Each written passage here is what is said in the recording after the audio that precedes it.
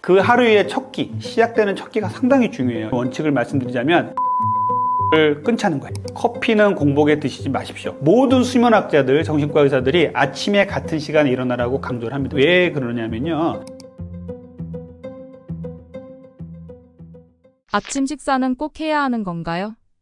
아침에 우리의 몸의 변화에 대해서 잘 한번 보셔야 돼요. 그래서 아침 식사를 해야 되느냐 말아야 되느냐 이것보다는요, 그 하루에 첫 끼 식사가 중요합니다. 요즘에는 간헐적 단식이다 해가지고 아침을 안 먹고 아점을 먹거나 점심을 첫 끼로 드시는 분들이 계시죠. 그래서 아침을 먹거나 아점을 먹거나 점심을 첫 끼로 먹더라도 그 하루의 첫 끼, 시작되는 첫 끼가 상당히 중요해요. 이게 왜 중요하냐면요, 우리는 밤사이에 먹는 것을 멈추고 이제 숙면을 취하죠. 그리고 잠을 자게 되면요, 먹는 걸 멈추고 잠을 자게 되면 우리 몸에 에너지 그리고 포도당, 정제탄수화물이 안 들어오니까 포도당 레벨이 아주 잔잔하게 유지가 됩니다. 그리고 포도당이 안 올라가니까 당연히 인슐린 레벨도 잔잔하게 돼요. 그런데 이 잔잔하게 된 우리 몸에다가 이제 이 잔잔하게 된 것을 호수에 비교한다면 큰 바위돌을 던지는 게 있어요. 무엇이냐면은 그 하루의 첫 끼를 먹는 것을 정제된 탄수화물로 드신다. 이러면요, 아주 강력한 혈당 스파이크를 만드는 게 됩니다. 그래서 우리 몸은요, 이렇게 밤사이에 아주 조용하게 잔잔하게 된 이 인슐린과 포도당 레벨을 갖고 있으면서 뭔가 깨끗한 몸이 돼서 뭔가를 받아들이기 좋은 몸이 돼 있단 말이에요. 여기다가 나쁜 것을 넣어주면요, 건강에 아주 치명적인 문제가 생기고 또 다이어트를 망치게 되는 원인이 될 수도 있습니다. 그래서 이것을 매일매일 하는 게 문제겠죠. 한두 번 하는 것이 아니라 매일매일 아침에 일어나서 정제된 탄수화물을 먹는다. 이렇게 되면 아주 문제가 크게 되는 겁니다. 그래서 아침 공복에 있어서 첫 끼 식사를 하려고 했을 때 중요한 원칙을 좀 말씀드리면요, 아침 공복에는요, 되도록 정제된 탄수화물을 끊으시는 게 좋아요. 그리고 풍부한 단백질과 야채 위주로 식사하시는 게 좋습니다. 또 후루룩 이렇게 목 넘김이 쉬운 음료들, 그리고 이런 식사들이 요즘 많이 나와 있는데 이런 것들을 피하고요, 고형식이라 그래요. 꼭꼭 씹어 먹는 음식들, 이런 음식을 드셔야 우리 몸에 혈중 포도당 레벨도 천천히 올라가고 인슐린도 천천히 나와서 살이 안 찌는 몸, 건강을 잘 유지하는 몸이 될 수가 있어요. 그래서 우리가 이제 첫 번째로 이제 아침을 먹는 원칙을 말씀드리자면 정제된 탄수화물을 끊자는 거예요. 정제된 탄수화물이라는 건 뭐냐면은 이제 아주 곱게 갈아낸 이런 탄수화물을 말합니다. 그래서 이렇게 정제가 잘 된 탄수화물을 먹으면요, 무슨 문제가 생기냐면 이 안에 섬유질이 다 파괴되어 있기 때문에 혈중에 포도당 농도를 아주 빠르게 올리게 돼요. 그러면 혈중 포도당 농도가 올라가게 되고 이것을 잡아내리기 위해서 우리 몸에서는 또 인슐린이 급작스럽게 많이 나오게 되고, 그래서 인슐린이 끌어내리면서 세포에 넣게 되는데 이 포도당 레벨이 너무 많이 올라가면요, 이 살이 찌게 되는 몸이 되는 거예요. 그래서 이렇게 정제된 탄수화물을 끊자는 게 제1원칙이고요. 두 번째는요, 풍부한 단백질을 잘 드셔야 돼요. 단백질은요, 우리가 생각할 때 단백질 무거운데 아침에 그걸 꼭 먹어야 되나? 나 먹으면 소화 안 되는데 이렇게 생각할 수 있는데, 아침에 단백질은요, 고기 말고도 많이 계란이나 이런 야채 쪽에서도 단백질이 있는 음식들이 많기 때문에 이런 것들을 드시면서 우리가 혈중에 이제 혈중 포도당 농도를 급작스럽게 올리지 않고 건강에도 도움이 될 수 있는 음식이 많이 있습니다. 그래서 단백질을 잘 드시다는 거예요. 그리고 세 번째는요, 만약에 시간이 되신다면 식사 순서를 잘 지켜주시는 게 좋아요. 우리가 탄수화물을 먼저 먹을 때 가장 급작스러운 혈당 스파이크가 많이 일어납니다. 그래서 식사 순서는 야채나 채소를 제일 먼저 드시고요, 그 다음에 단백질과 지방을 드시고요, 마지막에 탄수화물을 드시는 게 좋아요. 순서가 야채가 없다 이런 상황에서도 탄수화물을 제일 나중에 드시는 게 상당히 중요합니다. 이렇게 이제 단백질과 지방이 몸에 들어와서 혈당을 높이지 않는 수준의 몸을 만들어주고 그 다음에 탄수화물이 들어오는 것과 탄수화물이 제일 먼저 들어온 것은 정말 천지 차이예요. 그래서 어떤 사람들은 탄수화물을 처음에 먹나 마지막에 먹나 우리 위 속에 들어가면 다 섞이고 똑같은 건데 이렇게 뭐가 중요해라고 생각할 수 있는데, 많은 연구에서 이렇게 탄수화물을 제일 마지막에 먹는 것이 혈당 수준을 천천히 올린다고 돼 있어요. 그래서 세 번째 원칙으로는 이 순서를 꼭 말씀드리고요, 앞에서도 말씀드렸듯이 네 번째 원칙은 고형식, 꼭꼭 씹어서 먹는 음식이 좋습니다. 우리 현대인들은 참 바빠요. 그래서 아침에 음식을 잘 챙겨 먹고 나가기가 참 힘들죠. 그런데 이런 현대인들을 위해서 아주 부드럽게 목 넘김이 쉬운 음식들이 많이 나와 있습니다. 예를 들자면 오트밀은 상당히 좋은 음식인데 이 통오트밀이 아니라 갈아내서 액상으로 만들어서 후루룩 먹게 나온 것들, 그리고 여러 가지 인공 첨가물들이 들어가 있는 것들을 단백질로 만들어서 후루룩 먹게 만든 것들은 우리 몸에 상당히 안 좋아요. 예를 들자면 죽이라든지 누룽지 이런 것들도 안 좋습니다. 그래서 이렇게 혈당 수준을 빨리 올릴 수 있는 유동식은 피하시고 꼭꼭 씹어 먹는 고형식이 좋습니다. 그리고 다섯 번째로 말씀드릴 것은요, 이런 공복 상태에서는요, 되도록 정제된 탄수화물을 확실히 피해 주셔야 돼요. 공복에 정제된 탄수화물을 드신다면요, 더 빨리 흡수가 잘 될 수가 있습니다. 그래서 공복에 정제된 탄수화물을 확실히 줄여주시고, 마지막으로는요, 공복이 길어지면 길어질수록 정제된 탄수화물을 드시면요, 혈당 스파이크가 더 많이 일어납니다. 만약에 내가 같은 음식을 정제된 탄수화물이었는데 100ml를 오후 4시쯤 5시쯤 먹는 것과 아침에 공복에 먹는 것과는 이게 혈당 스파이크 차이가 많이 나요. 그래서 아침 공복에는 더욱더 정제된 탄수화물을 줄이셔야 되는데, 요즘은 이제 간헐적 단식을 한다고 아침에 또 아점이나 점심까지 공복 시간을 쭉 오래 지키시는 분들이 많이 계신데 아주 좋은 방법이에요. 그런데 이런 것들을 잘못 이제 이해를 하시고 공복 시간이 끝나는 순간 내가 좋아하는 음식을 먹겠다 생각해서 캐러멜 마끼아또에다가 치즈케이크를 먹는다. 이렇게 되면요, 혈당 스파이크가 어마어마하게 올라가요. 그래서 공복 시간이 길어지면 길어질수록 제가 앞에서 말씀드린 이런 내용들을 잘 지켜주시고 단백질 위주의 식사를 하시는 게 상당히 중요합니다. 아침에 먹으면 안 되는 음식은 어떤 게 있을까요? 자, 저는요, 공복에 절대 피하라고 말씀드리는 음식이 있어요. 이제 3가지인데, 공복에는요, 첫 번째, 커피는 공복에 드시지 마십시오. 요즘 커피에 대한 얘기들이 상당히 많죠. 커피는 어떤 논문을 보고 어떤 연구를 보고 기사를 보면 좋다. 그리고 어떤 논문과 연구를 보면은 나쁘다. 이렇게 해서 상당히 현대인들이 헷갈리는 부분이 될 수가 있는데, 그래도 이것만은 지켜주십사 하는 것 중에 저는 커피는 공복에 먹지 않는 게 좋습니다. 왜 그러냐면요, 커피를 공복에 드시면요, 엄청나게 흡수 속도가 빨라지겠죠. 그러면은 우리 커피를 먹는 이유가 잠을 깨려고 하는 부분이 있잖아요.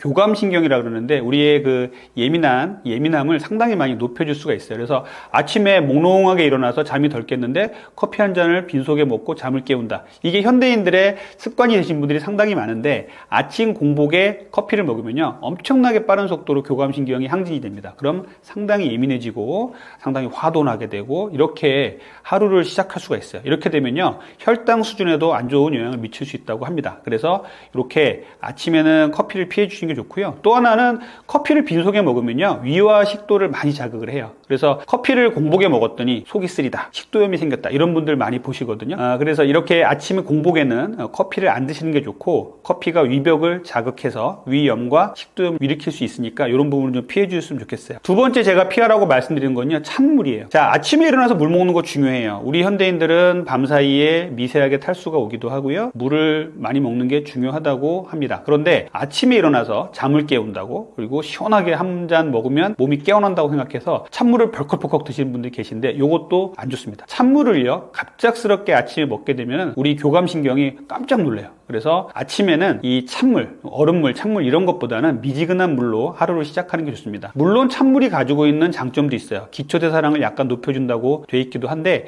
낮에 먹는 건 상관없는데 아침에 일어나자마자 찬물을 벌컥벌컥 먹는 것은 피해 주시고, 아침에는 정수물 정도의 온도로 아침 물을 드시는 게 좋겠습니다. 세 번째는 제가 고구마 말씀드리는데요. 고구마는 다이어트 음식인데 왜 아침 공복에 먹지 말라 그러지? 이렇게 의아해 하시는 분도 계실 거예요. 고구마는요, 우리가 다이어트 식품이라고 많이들 알고 계시죠. 그런데 고구마는 다이어트 하실 때 또 주의하라고 말씀드리는 내용도 상당히 많아요. 왜 그러냐면 고구마는 상당히 맛있죠. 그래서 아침에 반 개 정도 드시면 괜찮은데, 삶은 고구마 정도를. 그런데 이걸 너무 많이 드시는 분들이 많이 계십니다. 먹다 보면 2개 정도는 뚝딱 먹을 수 있죠. 그러면 혈당 스파이크를 엄청나게 만들 수 있다는 부분이 하나고요. 두 번째는요, 고구마도 마찬가지로 위 속에 들어가면요, 위 벽을 심각하게 자극할 수가 있어요. 고구마 안에는요, 악효질과 타닌이라는 성분이 들어있는데, 이 고구마에서 나오는 이런 성분들이 위 벽을 아주 자극을 많이 합니다. 그래서 이 고구마를 아침에 빈속에 먹었더니 속이 쓰리다, 이런 분들 종종 뵙거든요. 그래서 고구마를 식후에 반 개 정도 드시는 거 괜찮습니다만, 아침에 고구마 드시면 아침에 빈속에 고구마를 그냥 드시는 거는 추천하지 않습니다. 그래서 아까 제가 말씀드린 1, 2, 3번을 동시에 한다고 생각해 보세요. 아침에 일어나서 벌컥벌컥 찬물을 먹고 아주 커피를 먹으면서 고구마를 먹었다. 그러면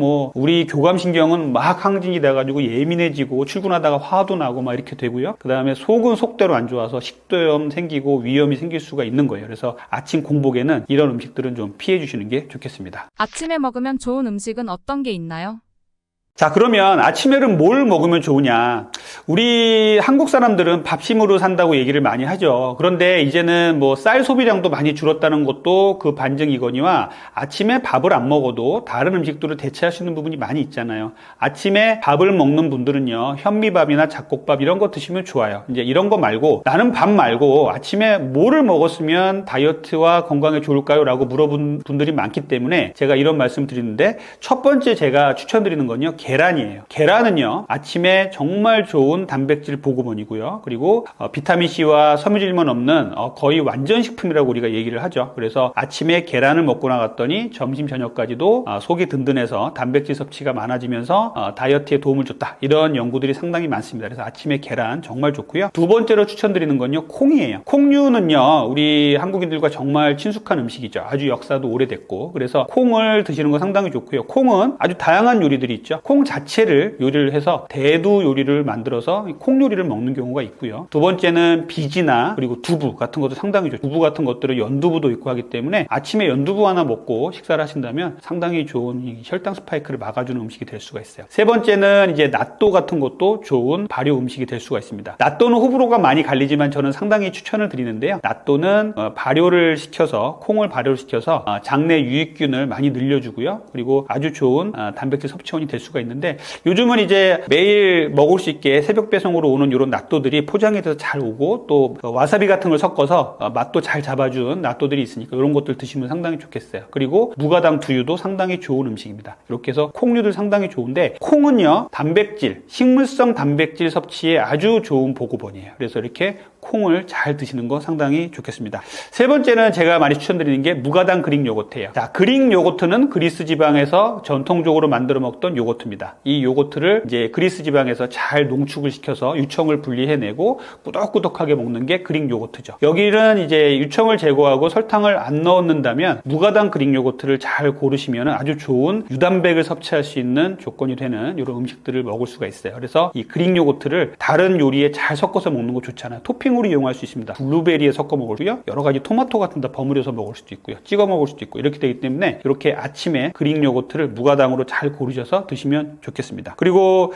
그 다음에 제가 추천드리는 건요, 통 오트밀이에요. 자, 오트밀은요, 곡류 중에서 상당히 독특한 녀석이에요. 얘가 슈퍼푸드로 항상 뽑히는 이유가 뭐냐면요, 곡류 중에 단백질 함량이 최고입니다. 아주 미네랄과 단백질 그리고 여러 영양소가 풍부해요. 그래서 이 오트밀 먹는 거 상당히 중요한데, 제가 통 오트밀이라고 강조를 드리는 이유는요, 이렇게 오트밀이 좋다고 하니까 오트밀을 갈거나 우리가 가루로 만들어서 또 액상으로 만들어서 나온 제품들이 있는데, 이거는 그냥 식품이에요. 그냥 그냥 맛있는 식품이고요. 다이어트 음식은 아닙니다. 오트밀을 제대로 먹으려면요, 통으로 드셔야 돼요. 이러려면 어떻게 먹어야 되냐면은, 전날 요거트에다가 담궈놨다가 하룻밤 냉장고에 넣어서 이제 먹는 오버나이트 오트라는 것이 있고요. 또 하나는 오트밀을 이제 통 귀리를 넣어서 밥을 짓는 경우죠.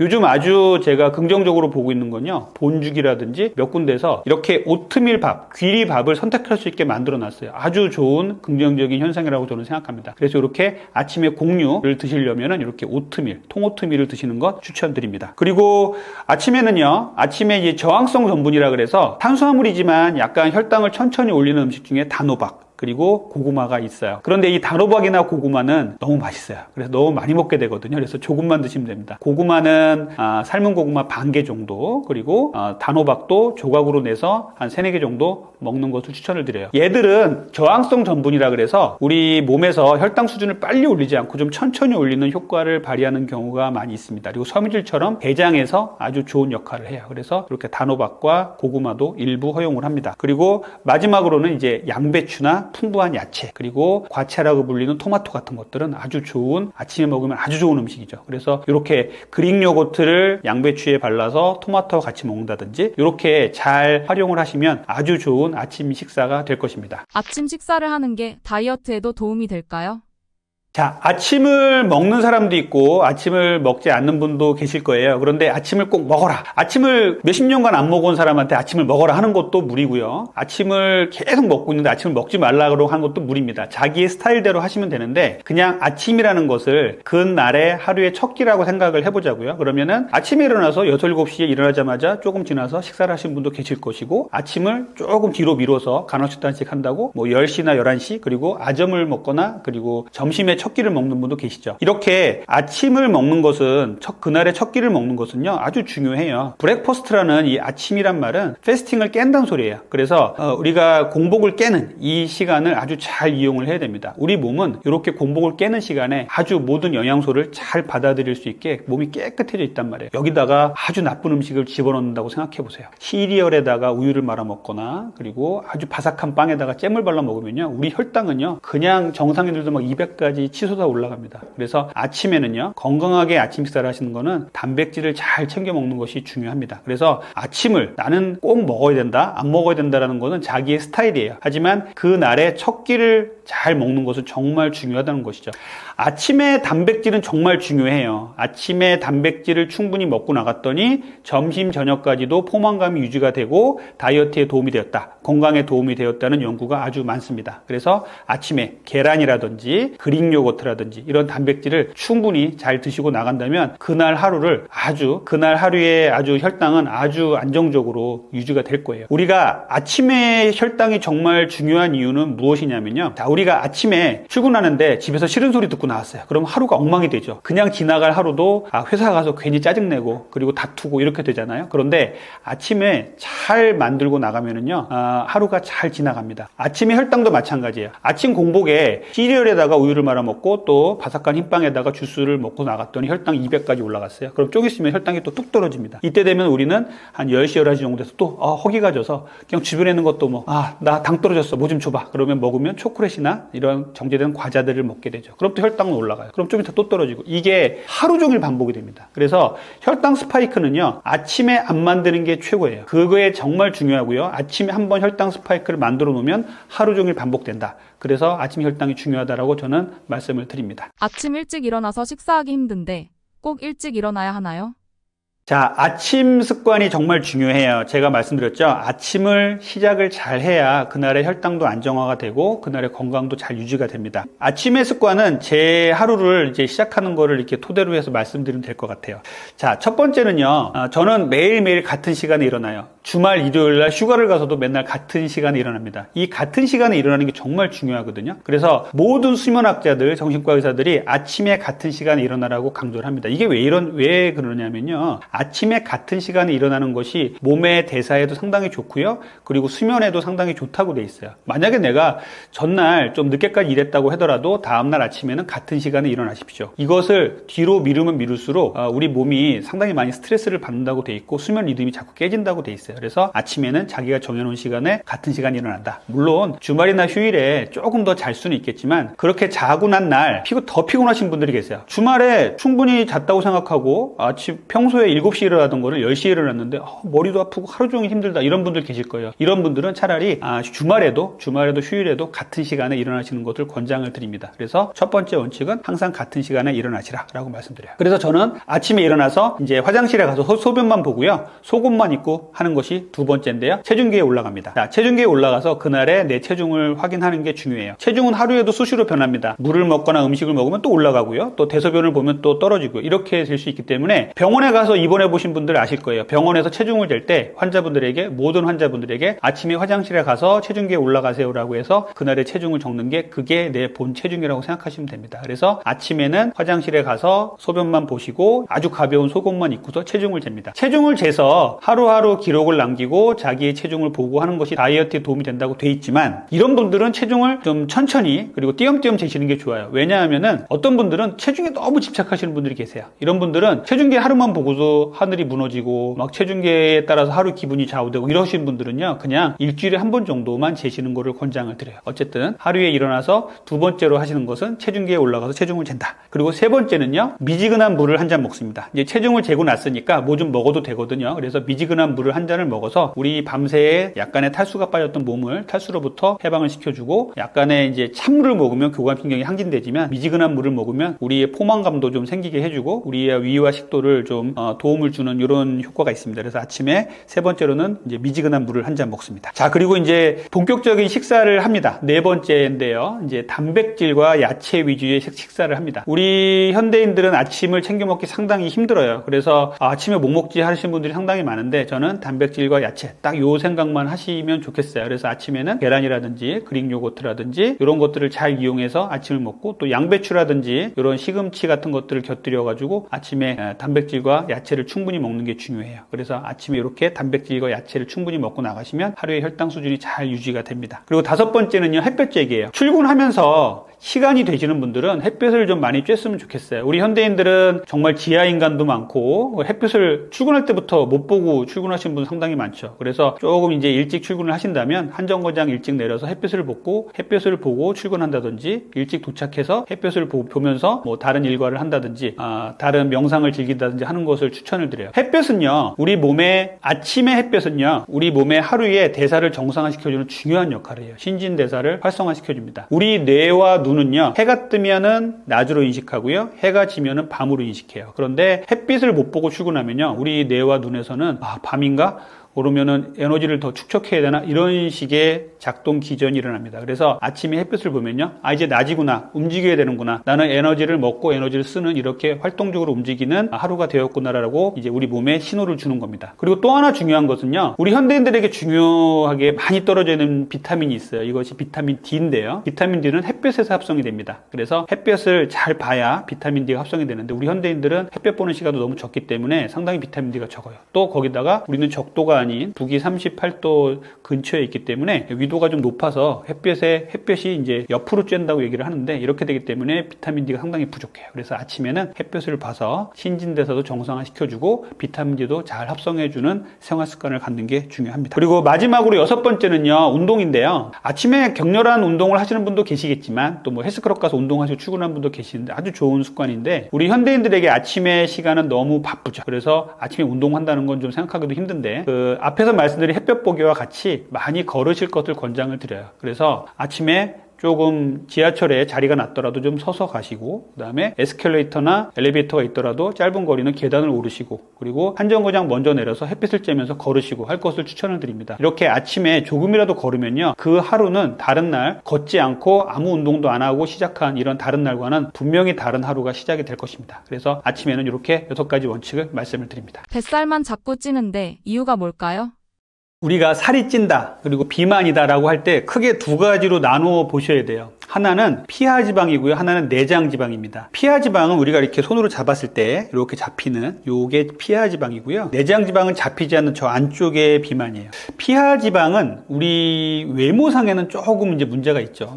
여성들 같은 경우 이제 피하지방 때문에 이제 고민이신 분들 많이 계실 텐데, 외모상으로는 약간 문제가 될 수 있지만 건강을 위협하는 경우는 거의 없어요. 그런데 이 내장지방은요, 이 내장에 쌓여 있는 이 장간막 속에 장들 사이에 다 끼어 있는 이 지방에서 온갖 나쁜 물질이 나옵니다. 그냥 그 내장지방은 그 자체가 염증 물질을 발산하는 녀석이라고 보시면 돼요. 그래서 이 내장지방과 피하지방을 구분을 잘 하셔야 됩니다. 내가 지방이 쌓였는데 배만 볼록하게 나오고 사지는 가늘다, 이런 분들이 제일 안 좋거든요. 예를 들어 거미형 인간, 올챙이배 이렇게 별명이 붙게 되는데, 이런 분들은요, 내장지방을 빼시기 위해서 노력을 정말 많이 하셔야 돼요. 내장지방이 쌓이면 이 내장지방에서 온갖 그 혈관들이 정말 많거든요, 내장 쪽에. 그래서 그 혈관을 타고서 온갖 나쁜 일을 다 만듭니다. 고혈압, 당뇨병, 고지혈증, 지방간, 모든 뭐 통풍이라든지 요즘은 암, 정신과 질환까지 다 이 내장지방에서 시작된다고 되어 있어요. 치매도 마찬가지입니다. 그래서 이렇게 내장지방이 정말 악의 근원이에요. 그래서 내장지방을 빼는 거를 정말 중점적으로 다이어트를 하셔야 돼요. 근데 요즘 이제 마른 비만의 얘기가 좀 나오죠. 그래서 마른 비만은 또 뭐지 이렇게 생각하시는 분 계신데, 마른 비만은요, 겉으로 봤을 때 그렇게 비만이라고 안 보이는 사람들이 있어요. 그런데 체성분 검사, 인바디를 해보면요, 내장지방이 가득 쌓여 있는 사람들이 있습니다. 주로 젊은 여성들, 폐경기 여성들 속에서 상당히 많아요. 그래서 이렇게 마른 비만은 상당히 안 좋은 비만이에요. 이 마른 비만이 위험한 이유는요, BMI로 봤을 때, 키 몸무게로 봤을 때는 정상이기 때문에 환자분들이 경각심이 별로 없어요. 나는 정상이니까 라고 생각하는데, 실제로 검사를 해보면 팔다리에 근육은 너무 적고 전체적으로 근육 적고, 그 다음에 내장지방이 많이 쌓여 있어서 이분도 똑같아요. 고혈압, 당뇨, 고지혈증, 지방간의 이런 성인병의 위험이 상당히 높으신 분들이거든요. 근데 이분들은 여성분들은 스스로 비만이 아니라고 생각하기 때문에 간구하는 경우가 상당히 많습니다. 그러다가 이제 병이 발견이 되면 고혈압, 당뇨 이런 게 발견이 되면 그때서야 이제 움직이기 시작하는데 그렇기 때문에 마른 비만이 위험하고요. 또 하나는 마른 비만이 젊은 여성들이나 중년 여성분들한테 많다고 말씀드렸잖아요. 되게 이분들이 그 기력이 없고 피곤해요. 왜냐하면 근육이 많이 부족하다 보니까. 그런데 이것들이 중년 여성 이제 폐경기가 되고 노년이 되면요. 근육이 부족하고 단백질이 부족해지면 결국 골다공증도 심해지고요. 상당히 그 피로하고 쇠약해지기 마련입니다. 그래서 이런 분들은 낙상을 한번 하면 금방 골절이 되고 오래 병상에 누워 있고 이러면서 건강이 점점 더 악화될 수가 있어요. 그래서 이 마른 비만도 상당히 주요한 부분으로 다뤄줘야 되고 최근에 이제 젊은 여성분들 중에서 정제된 탄수화물을 많이 먹고 단백질 많이 안 드시고 운동 안 하시고 이러다 보니까 이 마른 비만이 너무 많아졌어요. 제가 비만 치료를 한 지가 한 25년 정도 되는데 그때하고 비교해서 제 생각인데 마른 비만 환자들이 너무 많이 늘어서 저는 좀 걱정스러운 부분이 있습니다. 그래서 최근에 나온 연구에 보면 젊은 대학생 여성들을 조사를 해봤더니 3분의 1 이상이 마른 비만이더라라는 얘기가 있을 정도로 마른 비만의 문제는 좀 심각합니다. 중년에 나이살이 생기는 이유는 뭔가요? 자, 우리가 나이살이라는 얘기를 많이 하죠. 그런데 나이살은 공식 의학 용어는 아닙니다. 하지만 우리가 나이가 들면서 살이 많이 찌기 때문에 사람들이 나이살 얘기를 하고 우리도 그렇게 인식을 하고 있죠. 실제로 나이가 들면 살이 찝니다. 그 이유는 크게 세 가지 정도로 나눠볼 수가 있어요. 첫 번째는요, 성장 호르몬 때문에 그래요. 성장 호르몬은 애기들이 다 나오는 거 아니에요 생각할 수 있는데 아이들한테서는요, 키를 크게 하고 성장을 도와주는 역할을 하는데 이 나이가 들어서는요, 이 성장 호르몬이 또 다른 중요한 역할을 해요. 비만을 억제하는 역할이 아주 중요합니다. 그래서 성장 호르몬은요, 나이가 들어서는요, 우리 몸에 사지 말단으로 지방을 퍼지게 하고요, 내장 지방을 안 쌓는 역할도 하고요, 식욕도 조절해주고 대사를 정리해주는 역할을 하거든요. 그런데 이 성장 호르몬이 20대 이후부터는요, 10년마다 14.4%씩 떨어진다고 돼 있어요. 그러다 보니까 뚝뚝뚝 떨어지는 겁니다. 그래서 나이가 들면은 나이살이 찔 수밖에 없는 것이죠. 성장 호르몬은요, 잠잘 때 나와요. 그리고 숙면을 취할 때 나옵니다. 밤 10시부터 새벽 2시까지 성장 호르몬이 나와요. 그래서 어린이들은 예전에 밤 9시만 되면 자라고 TV 방송에서도 막 나왔던 거예요. 그래서 밤 10시부터 새벽 2시까지 성장 호르몬이 많이 나오니까 이 시간을 이용해서 수면을 취하는 게 제일 중요하고요. 또 숙면을 잘 취하는 게 중요합니다. 그래서 성장 호르몬의 부족이 가장 큰 문제가 될 수 있고요. 두 번째는요, 성 호르몬이에요. 성 호르몬은 남자를 남자답게, 여자를 여자답게 만드는 호르몬이죠. 여성 호르몬은 에스트로겐, 남성 호르몬은 테스토스테론이라고 합니다. 그래서 이 테스토스테론과 에스트로겐이 나이가 들면서 뚝뚝뚝 떨어지죠. 여성들은 이제 호르몬이 충분하다가 갑작스럽게 툭 떨어집니다. 그래서 50대 전후가 되면 이제 폐경기가 되는데 안타깝게도 이 50대가 돼서 폐경이 된다고 여성 호르몬이 그때 떨어지는 건 아니에요. 30대 후반부터 점점 떨어지기 시작해서요. 40대 초반이면 거의 바닥입니다. 그래서 40대 초반부터는 여성 호르몬이 여성을 여성답게 만들어주는 호르몬이 줄어들기 때문에 살이 찌는 거예요. 여성 호르몬이 하는 역할은 결국은 임신과 수유, 출산 이런 데 역할을 하잖아요. 그런데 여성을 여성답게 만든다는 것은 결국 무엇이냐면 이 뱃속 안에는요, 지방을 안 쌓이게 하는 거예요. 그래서 여성들은 젊었을 때 살이 찌면 주로 피하 지방에 살이 쪄요. 팔뚝, 엉덩이 이런 데 살이 찌죠. 그런데 피하 지방에다 쌓이다가 더 이상 쌓일 데가 없으면 이제는 내장까지 쌓게 됩니다. 그러면은 젊은 여성분들도 이제 내장 지방이 생기게 되고 이 내장 지방이 쌓이면 난임과 불임의 원인이 될 수도 있어요. 그래서 이 호르몬의 문제는 이렇게 우리를 비만으로 안 가게 하는 역할을 하지만 이 호르몬이 이제 나이가 들수록 점점점 떨어지는 게 결국은 비만의 원인이 되고 그래서 폐경기 전후가 되는 여성들은요, 급격하게 내장 지방이 찝니다. 그래서 그전에는 내가 많이 먹으면 주로 팔뚝이나 허벅지에 살이 쪘는데 이제 배가 너무 나와요. 걷잡을 수가 없어요. 이런 얘기 너무 많이 하시거든요. 그래서 이렇게 폐경기 이후에는 여성 호르몬이 없어지니까 이제 남성하고 똑같은 비만 형태가 되는 거예요. 남자들은 그냥 20대부터 살이 찌면은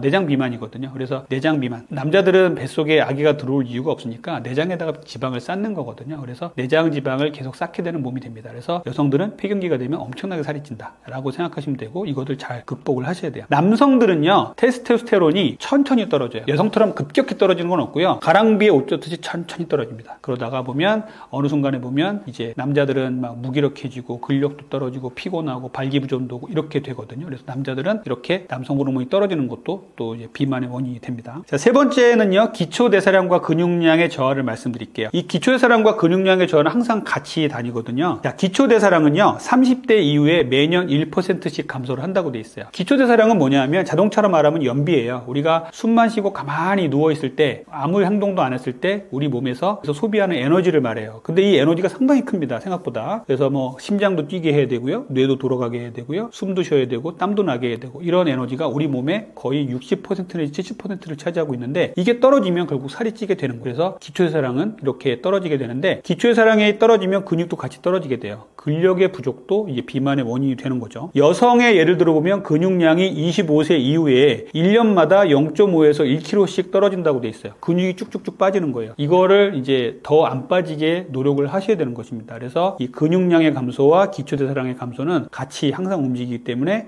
기초대사량과 근육량이 떨어지면서 살이 찐다. 그리고 에너지를 보존할 수 있는 몸이 자꾸 되는 거예요. 젊었을 때는 에너지를 쓰는 몸이었다면 이제는 나이가 들면서 나이살이 찌면은 에너지를 자꾸 갖고 있으려고 그러고 안 쓰려는 몸이 되는 겁니다. 그래서 이런 부분에서 상당히 불리한 것이 바로 나이살이에요. 그러면 이 나이살을 어떻게 뺄 것이냐? 자, 나이살을 뺄 때는 주의하셔야 될 게 있어요. 나이살이라면 결국 나이가 든 거잖아요. 그러면은 이 나이가 드신 분들은 갑작스럽게 열량을 확 줄여버리면 안 돼요. 젊었을 때야 좀 다이어트 한다 그러면 잘못된 방식이지만 약간 뭐 굶을 수도 있고 아주 극소량의 칼로리를 먹으면서 다이어트를 며칠 동안 할 수도 있겠죠. 하지만 나이가 들수록 우리가 이런 부분 상당히 조심하셔야 되거든요. 그래서 전체적인 자기가 원래 먹던 칼로리에서 한 30%만 줄여라 라고 말씀을 드립니다. 그래서 이렇게 칼로리를 약간 줄이면서 정제된 탄수화물 줄이는 게 상당히 중요한데요. 이렇게 칼로리를 극단적으로 줄이지 말고 조금만 줄이면서 운동을 하시고 천천히 장기간 보면서 나이살을 빼야 된다는 말씀을 드리고요. 두 번째는 역시 정제된 탄수화물 줄이기예요. 나이가 드신 중년분들은 유독 탄수화물에 이게 빠져있는 분들이 계세요. 특히 어머님들이 그러신데 누룽지라든지 떡 이런 거는 좋아하시면서 이 단백질을 잘 못 드시는 분들이 많이 계시거든요. 그래서 이렇게 중년이 될수록 오히려 정제된 탄수화물을 더 줄이셔야 됩니다. 그래서 이렇게 정제된 탄수화물을 줄이는 게 또 두 번째고요. 세 번째는 단백질이에요. 자, 단백질의 하루 필요량을 얘기를 할 때 젊은 사람들, 일반적인 성인은요, kg당 0.8에서 1.2g이에요. 약 1g으로 따져봤을 때 60kg 성인이라 그러면요, 약 60g의 단백질을 하루에 드시면 돼요. 그런데 나이가 드시면요, 운동을 열심히 하는 사람이나 나이가 드신 분들은 더 단백질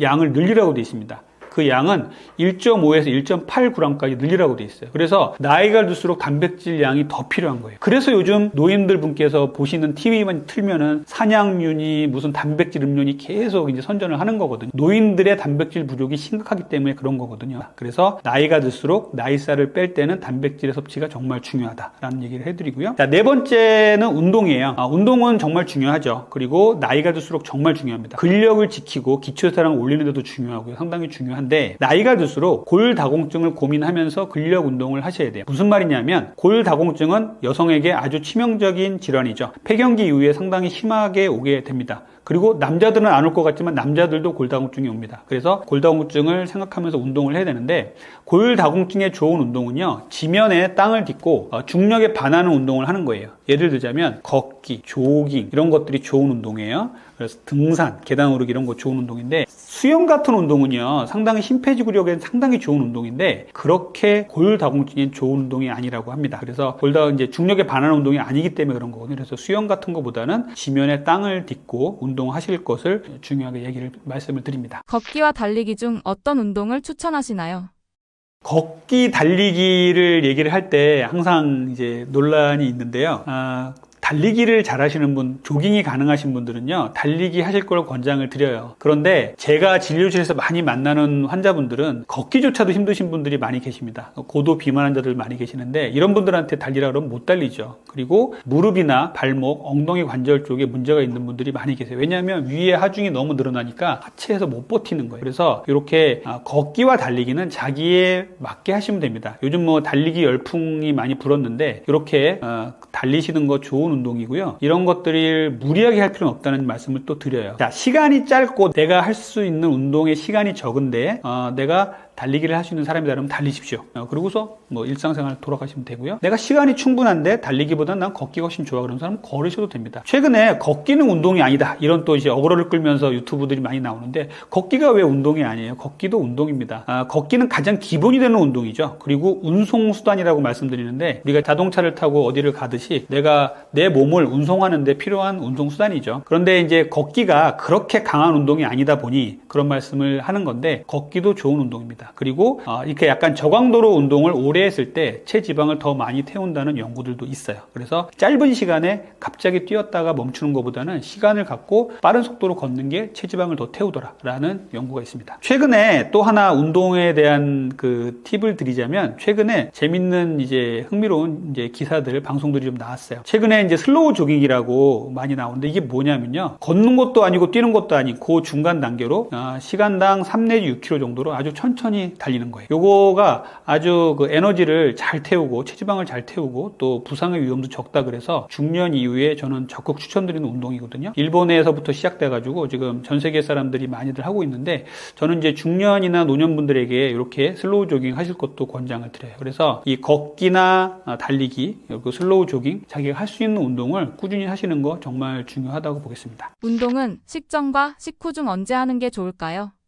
자, 식전 운동과 식후 운동에 대한 논란도 상당히 많은데요. 식전 운동과 식후 운동이 어떤 게 딱 좋다, 그래서 나는 식후에 운동하는 사람이 식전으로 바꾸고 이럴 필요는 없습니다. 자기가 식후에 나가서 시간이 그때밖에 없어서 운동할 수밖에 없는 사람한테 식전 운동 또 하라고 할 수는 없잖아요. 근데 이제 연구를 보면 식전 운동에 인슐린 레벨이 낮아져 있을 때 운동을 했더니 체지방 태우는 효과가 좀 있더라, 이런 이제 연구들이 좀 있는데, 식전 식후 어떤 운동이든 저는 다 좋다고 생각해요. 다만 저는 이제 혈당이 오르는 걸 막기 위해서는 식후에 걷기부터 시작해서 운동을 하실 것을 권장을 드려요. 그러니까 식후에는 혈당이 쭉 올라가게 되는데, 우리가 걷기 시작하면은 혈당이 안정화되고 쭉 유지를 하다가 오래 걷고 하면 쭉 떨어지게 됩니다. 그래서 이렇게 식후 걷기는 혈당을 안정화시켜주고 운동을 많이 해보지 않으신 분들한테 충분하게 좋은 운동이라고 할 수 있겠고, 식전 운동은 내가 식전에 일찍 일어나서 밥도 안 먹고 나가서 운동을 할 수 있는 사람이라면, 그런 퍼포먼스가 되는 사람이라면 그런 운동을 하시는 것도 괜찮습니다. 단 식전 운동을 피해야 될 사람들도 있어요. 어떤 분들이냐면요, 당뇨 환자들. 당뇨병 환자들은요, 식전 운동 하시다가 저혈당에 빠지신 분들이 계세요. 당뇨 환자는 무조건 식후 운동입니다. 너무 과격한 운동도 안 되고요. 식후에 이제 약을 드시기 때문에 저혈당에 빠질 수 있다는 생각을 항상 하셔야 돼서 식후에 걷기부터 시작해서 이렇게 운동량을 늘려가시고요. 또 하나는 마른 비만 환자들이에요. 내가 마른 비만 환자인데 운동한다고 막 의욕에 불타가지고 공복에 막 운동을 했더니 뭐 지방은 하나도 안 빠지고 근육만 빠졌어, 이런 분들 많이 보거든요. 이런 분들은 먹는 게 부실하신 분들이에요. 단백질 충분히 드시고 그 이후에 운동하실 것을 권장을 드려요. 공복에 운동을 하시면은요, 우리 몸에서는 지방을 태우는 몸이 돼야 되는데, 이렇게 마른 비만인 사람들은 근육부터 먼저 태우는 몸이 될 수밖에 없어요. 그래서 이렇게 마른 비만 환자들은 식전 운동을 좀 주의하셔라라고 말씀을 드립니다. 비만에 도움이 되는 음식은 어떤 게 있을까요? 자, 비만에 도움이 되는 슈퍼푸드를 항상 저는 4개를 말씀드려요. 첫 번째는 이제 아몬드를 말씀을 드리는데, 아몬드는 정말 좋은 견과류죠. 그리고 보관도 쉽고 갖고 다니기도 쉽고요. 그리고 먹으면 아주 맛도 좋고요. 그래서 아몬드에는 불포화 지방산이 상당히 많고 몸에 좋은 지방이죠. 혈관을 깨끗하게 하는. 그리고 단백질도 많이 있습니다. 그래서 아몬드는 아주 제가 추천하는 슈퍼푸드 중에 하나고요. 두 번째는 블루베리예요. 블루베리는 요 안토시아닌이라는 성분을 갖고 있어요. 얘는 그 블루베리의 그 보라색 빛나는 껍질 쪽에 많이 들어있는데, 얘가 항산화제이면서 또 다이어트에도 큰 도움을 줍니다. 그래서 블루베리는 혈당 수준도 많이 안 올리기 때문에 얼마든지 먹어도 좋은 이런 과일이 될 수가 있어요. 그래서 블루베리를 뭐 아침에 그릭 요거트하고 같이 드신다든지 하는 거 상당히 좋고요. 그래서 블루베리는 뭐 냉동 그리고 그냥 먹는 거 다 좋으니까 블루베리 많이 드셨으면 좋겠습니다. 세 번째는 아보카도인데요. 아보카도는 칼로리가 엄청납니다. 그럼에도 불구하고 다이어트에 상당히 좋아요. 칼로리가 엄청나고 포만감이 엄청나기 때문에 많이 먹지를 못하게 돼 있고요. 그리고 너무 많이 먹어도 안 된다고 돼 있어서 하루에 반 개 정도 먹으라고 돼 있는데, 아보카도는 지방 덩어리예요. 과일 중에 아주 지방 덩어리인데, 이 지방이 또 몸에 좋은 불포화 지방산이고 또 섬유질도 많이 함유하고 있어요. 그래서 아보카도 잘 드셨으면 좋겠어요. 네 번째는 버섯인데요. 버섯은 산에서 나는 소고기, 산에서 나는 스테이크라고 얘기를 합니다. 버섯은 이런 그 야채 중에서도 아주 단백질 함량이 높은 것으로 유명해요. 버섯은 상당히 쫄깃쫄깃하고 식감도 좋잖아요. 그리고 종류도 아주 여러 가지가 있는데 그 종류마다 또 특성들도 아주 다양해요. 그래서 우리가 버섯을 충분히 드시고요. 버섯에서 제가 또 하나 추천드리는 그 영양분은 비타민 D예요. 비타민 D는 우리 그 건강에도 상당히 중요하고, 그리고 비만에도 상당히 중요합니다. 그래서 버섯에는 비타민 D가 상당히 많아요. 그래서 버섯을 충분히 드시면 비타민 D를 보충하시는 데도 큰 도움이 됩니다. 비타민 D가 이제 비타민 D를 보급하는 것 중에 햇볕이 있고요. 또 하나는 먹는 것들이 있어요. 계란이라든지 우유, 그리고 버섯 이런 것에 비타민 D가 많이 있거든요. 그래서 햇빛도 많이 취해야 되지만 먹는 것들도 부실하게 드시면 안 됩니다. 사람들이 먹으면 살찐다고 오해하는 음식도 있을까요? 자, 우리가 살찐다고 오해받는 음식 중에 1번은요, 저는 땅콩버터 말씀드리고 싶어요. 땅콩버터는 실제로 버터가 들어가 있진 않죠. 그런데 땅콩버터가 그 질감이 버터 같기 때문에 땅콩잼, 땅콩버터 이렇게 부릅니다. 땅콩버터의 가장 큰 특징은요, 아주 칼로리가 높아요. 상당히 높은데 그런 칼로리임에도 불구하고 포만감도 많이 주고, 그리고 좋은 불포화 지방산을 많이 포함하고 있다는 것입니다. 그리고 또 하나 주목해야 될 것들은 땅콩버터가 갈색 지방을 활성화시켜 준다고 돼 있어요. 갈색 지방, 백색 지방 두 가지가 있는데, 갈색 지방은 어렸을 때 조금 있다가 사라진다고 돼 있는데, 이 성인이 되어서도 갈색 지방이 조금씩 남아 있다고는 돼 있어요. 그런데 땅콩버터를 먹었더니 갈색 지방이 활성화되더라는 이런 소규모 연구들이 좀 있습니다. 그래서 갈색 지방도 활성화시켜 줄 수 있습니다. 요즘에 이제 땅콩버터 얘기가 많이 나오면서 땅콩버터를 뭐 아침에 사과에 발라 먹는 분도 계시고, 땅콩버터만 드시고 나가시는 분도 계시고, 그래서 저는 아주 그 땅콩버터에 대해서 극찬을 하고 있는데요. 땅콩버터는 많이 드시면 안 돼요. 땅콩버터는 많이 먹으면 살찝니다. 땅콩버터는 맛있잖아요. 그래서 땅콩버터는 어느 정도 먹고 멈춰야 돼요. 너무 맛있어서 많이 먹게 되는 게 부작용이에요. 그래서 땅콩버터는 서양 티스푼으로 2스푼이라 그래요. 서양 티스푼은 되게 커요, 생각보다. 그래서 한 15cc 두 개니까 30cc 정도 되거든요. 그거 너무 많아요, 우리나라 사람들한테. 그래서 우리나라 사람들은 그냥 일반 우리가 먹는 숟가락으로 2스푼 정도 하루에 총량으로 생각해서 그거를 좀 나눠서 드신다든지 이렇게 하시면 좋을 것 같고요. 땅콩버터는 산패가 안 되도록 보관하는 게 상당히 중요해요. 땅콩버터 뒷면에 보시면 뭐 그늘진 곳에 보관해라, 또 내지는 냉장고에 보관해라, 이렇게 나와 있으니까 거기에 맞춰서 드시고요. 숟가락으로 퍼서 입에 들어간 걸 다시 넣으시면 안 돼요. 숟가락으로 푸신 거는 놓고 입에 들어간 거는 다시 넣으시면 안 된다는 것도 꼭 말씀을 드릴게요. 땅콩버터의 논란 중에 최근에 하나 이제 이슈가 되고 있는 게, 땅콩버터는 오메가6가 많으니까 먹지 마라 라는 또 이제 얘기들이 좀 있어서 많은 분들이 혼란스러워 하시는 것들을 봤어요. 땅콩버터는 오메가6가 있습니다. 오메가6가 있다고 해서 무조건 나쁜 건 아니에요. 오메가6도 혈관을 보호해주고 여러 가지 장점들이 많은 기름, 지방이거든요. 그런데 오메가6가 많다고 해서 무조건 악마화시키면 안 되고요. 오메가6와 오메가3의 비율이 중요한 겁니다. 우리는 오메가6를 너무 많이 현대인들이 먹고 있기 때문에 문제가 많이 생겨요. 그런데 오메가3는 이제 좋은 거로 알고 있는데, 오메가6는 좀 생소하니까 오메가6를 먹지 마라 라고 하는 분도 계신데, 그건 아니고요. 오메가6도 먹어줘야 됩니다. 중요한 건 비율이에요. 그래서 제가 땅콩버터 하루에 2스푼만 먹으라 그랬죠. 더 먹으면 몸에 더 안 좋은 영향을 미칠 수 있다는 거예요. 몸의 염증을 높일 수도 있다는 거죠. 오메가6와 오메가3 비율을 WHO에서 권고한 건요, 4대1 정도예요. 이것들이 되게 비율이 많은 레퍼런스가 있는데 4대1 정도가 저는 가장 적당하다고 생각하거든요. 그래서 그냥 러프하게 잡아서 하루에 한국 숟가락으로 2스푼 정도만 먹자, 더 많이 먹지는 말자라고 생각하시면 좋을 것 같습니다. 두 번째는 그릭 요거트예요. 그릭 요거트가 살찐다고 생각하시는 분들 많이 계신데, 무가당 그릭 요거트를 잘 고르셔야 돼요. 자, 그릭 요거트를 표방하면서 먹어보면 단맛이 나는 그릭 요거트들이 있습니다. 이건 다이어트 음식 아니에요. 그릭 요거트는 실제로 잘 만들면은요, 유당의 당의 성분을 10g 이하, 5g 이하, 2g 정도까지도 만들 수 있습니다. 그래서 좋게 나온 이런 잘 만든 그릭 요거트를 잘 찾아서 드셔야 돼요. 그래서 이런 그릭 요거트를 드신다면 살찔 걱정은 없습니다. 저도 정말 매일 아침마다 땅콩버터와 그릭 요거트 먹거든요. 그래서 잘 찾는 게 중요하고요. 땅콩버터도 마찬가지예요. 당 성분이 제로인, 당 성분이 거의 없는 것, 첨가물이 거의 없는 것을 잘 고르시는 게 중요해요. 그리고 세 번째는요, 치즈를 말씀드리는데, 치즈 먹으면 살찐다라고 생각하시는 분들도 계세요. 우리가 흔히 그냥 대중음식점에서 파는 피자에다가 뿌려서 먹는 이런 치즈들은요, 좀 가공된 치즈들이 많습니다. 그런데 천연 치즈, 자연 치즈를 잘 고르시면요, 좋은 치즈를 먹으면서 양질의 유단백을 섭취할 수가 있어요. 그래서 요즘에는 이제 스트링 치즈라 그래서 하나씩 소세지처럼 까서 먹는 이런 것도 있죠. 이런 것들을 이제 잘 구입을 하셔서, 뭐 편의점에서도 많으니까 그런 것들에서 자연이나 천연 이런 이름이 붙어 있는 것을 잘 고르셔서 드시면은 식감도 좋고 아주 다이어트에도 좋은 식품이 되겠어요. 네 번째는, 여러분들이 편의점에 가서 이제 갑작스럽게 배가 고파가지고 들어갔는데 뭘 먹으면 좋겠냐, 뭐 그렇게 생각하셔서 제가 넣었는데, 편의점에 가서도 고를 수 있는 이제 좋은 음식들이 있어요. 다이어트에 좋은 음식들이 이제 무가당 두유 같은 것들이 있습니다. 두유는 정말 잘만 만든다면 설탕을 집어넣지 않고도 탄수화물 함량을 5g 이하로 만들 수 있는 제품들이 많이 나와 있어요. 그래서 이렇게 무가당 두유를 잘 골라 드셔야 됩니다. 주로 지금까지 제가 다 말씀드린 이런 내용들은 고소한 맛이 위주로 돼 있어요. 단맛이 나면 한 번쯤 의심을 해봐야 되고요. 당분이 없다면 또 인공첨가제를 넣었을 가능성이 있습니다. 그래서 그런 것들 주의하시고, 또 편의점에 가서 먹을 수 있는 거 계란 좋죠. 그 다음에 우리가 또 스트링 치즈 같은 것도 좋은 음식이 될 수 있으니까 이런 것들을 잘 드시면 되겠고, 편의점이라고 무조건 다 살찐다라고 생각하실 필요는 없을 것 같습니다. 그래서 제가 이렇게 말씀을 드리면 도대체 뭘 먹으란 말이냐, 그러고서 댓글들이 엄청 달려서 제가 상품명까지 공개를 해드릴게요. 제 유튜브에 오시면은 연결해서 상품명까지 나와 있는 것들이 있으니까 한번 보시고요. 땅콩 버터는요, 테디라는 제품에서 나온